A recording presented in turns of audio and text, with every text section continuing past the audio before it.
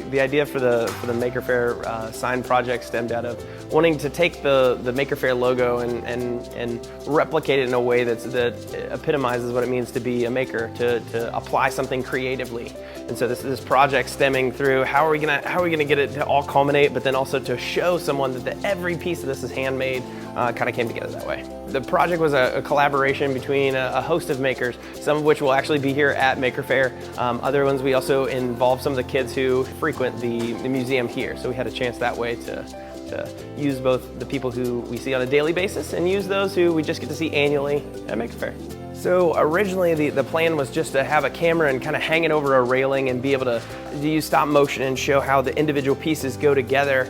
And the problem with that is you don't get to see the level of detail. You don't see that each one of those is handmade. So we're thinking through a way that we can get the camera to move in a fluid way, and there's no other way to do that other than to use a drone. Bart was the only one that I've ever met that has who owns and operates a drone that way, and he does some awesome work with his videography.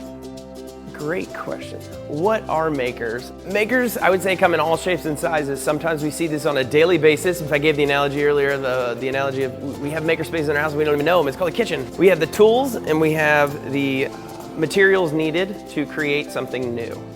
That's all that it means to be in a makerspace and to make something. Here at the museum we have them, in Columbia they have them, and it's prevalent around the world. There's makerspaces all over the place. Maybe they don't have the capability to work with some of the materials in that space. We could think of this like maybe 3D printers, or it might be something as simple as hammer and nails occasionally. Some people don't have that much access to work that way.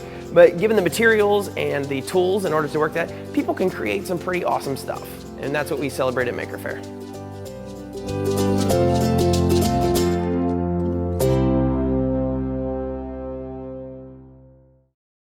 Who's Eddie? Eddie has been here for 12 years. The museum was actually built around Eddie. He came in on some tractor trailers and they actually built it around him. So he is just now 12 years old this year. So the museum's been here, and he's an exhibit piece that way. You can climb through him and find out about anatomy inside, both about the brain, the heart, the digestive system, and it's just it's a fun way to get kids engaged in learning about anatomy. We joke at night that he runs around the city, but I don't know. It's getting pretty late and he's still here, so maybe this is permanent home.